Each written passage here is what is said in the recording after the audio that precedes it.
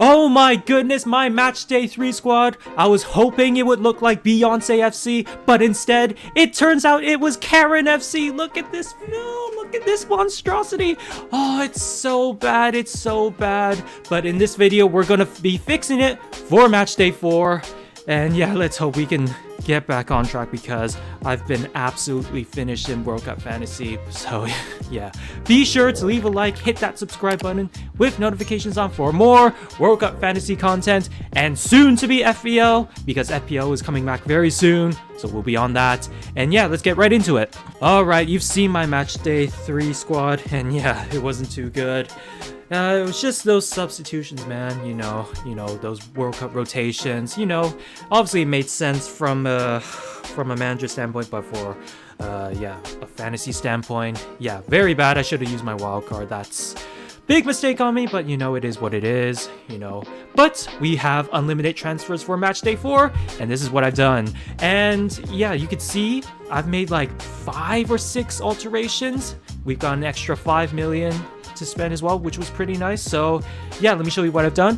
We have kept Noppert in goal against the USA because the USA aren't a very, you know, attack minded side. They've only scored 2 goals, and I believe those 2 goals were against Wales and Iran. Yep, I am correct. So yeah, I don't see them as much of an offensive threat. Their World Cup journey is probably going to end by Matchday 4 on December 3rd, which is tomorrow. But yeah, so that's why I've got a load of Dutch players, which I'll get into later. So Noppert in goal because we expect a clean sheet against the Americans. All right, to the defense, we have got Marquinhos against Korea. Just by the way, well done, South Korea. You have absolutely bossed it. You were amazing. I am so happy for them. Oh my god, especially for Son as well. He really deserves that. What a performance from the Koreans. You love to see it, but unfortunately, I feel like it's gonna end when they play Brazil because, you know, they're just on a different level per se. I know they lost to Cameroon, but you know, I expect them to bounce back. And when they have all their first teamers playing, like Marquinhos, back, and yeah, I expect great things from them. Dumfries, just like Noppert. USA, not a big attacking threat, so clean sheets are a high chance of a clean sheet. So yeah, we got him in, and he's a fullback as well. He'll get forward, could provide assist or 2, maybe a goal. You know, yeah, expect good things from him. We've got Lisandro the Butcher against those Aussies. Fair play to Australia as well. Give yourself a round of applause. You did amazing. And yeah, wow, man, what a run by Lecky. What a goal that was. But yeah, I mean, for Argentina, come on, it's probably the last chance for Lionel Messi to get a World Cup. So, you know, I expect them to be very motivated, and then against Australia as well, you know, there is a quality gap, unfortunately. So I expect more great things from them. It has to be Lisandro starting, man. They can't be starting that Otamendi guy. What are they starting for that Otamendi guy? He's finished. Anyway, we move on to Joao Cancelo.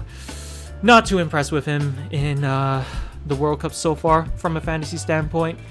He has really not been getting a lot of points. I mean, 41% team selection, letting us all down. And yeah, let's see what he does against Switzerland. Switzerland are very good in this World Cup, so it'll be a very challenging game. You know, I mean, since we've got a bit more money to play, I mean, it's worth, you know, having more of these more expensive defenders. But, you know, Joao Cancelo, I'm not too sure about that because the only reason I have him is I'm not sure who else I would get. I mean, there's Kunde, but they're going up against Poland, France are, so I'm not too sure. We have, maybe I could, no, I can't get Van Dijk because I have 4. 4's the limit now for Matchday 4 same team players. So yeah, I can't get Van Dijk. I'm not too sure about Spanish defenders because Morocco have been looking really good, and yeah, there's just a lack of options. I mean, it is what it is. So I feel like this is a good defense overall. You know, it's an okay defense. All right, we move on to the midfield, and we have Bukayo Saka. I would have Phil Foden there, but that manager, Gary Northdoor, is an absolute abomination of a manager.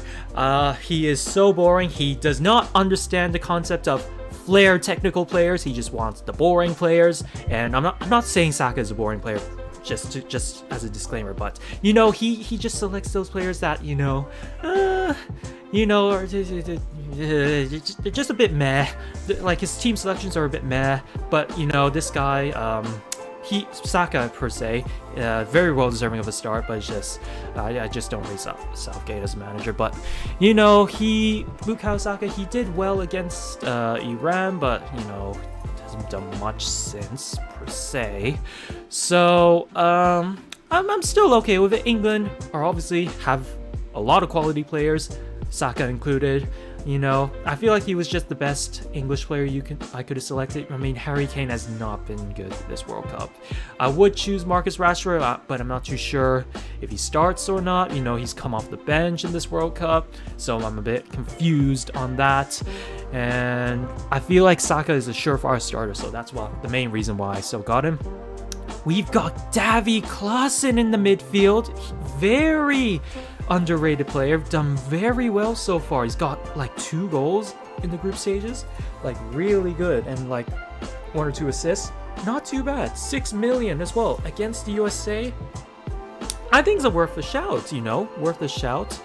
Bruno Fernandes, I mean, do I really need to say any more? He is the best midfielder left in this World Cup tournament after Robert Martin's Belgium when crashing out of the World Cup. I mean, I did say in a previous video, you know, Belgium, they're not it. They are not it. So, yeah, for me at least, I'm not surprised they went out. I mean, it is what it is. That golden generation per se is well and truly finished. You know, Lukaku, Eden Hazard, you know, those guys, they're finished. They're finished. I mean, they could be back for another Euros, but you know, World Cup, I think it's over for them, unfortunately. So, yeah, and Bruno Fernandes has been on fire this World Cup. I think he's the highest scoring player in this World Cup fantasy game. So, yeah, definitely a must-have, borderline must-have in your squad. And for the attackers, I mean, it's the same for Matchday 3. I know they let me down, but it's not their fault. Their managers didn't select them, but they will be back for Matchday 4. I do believe so.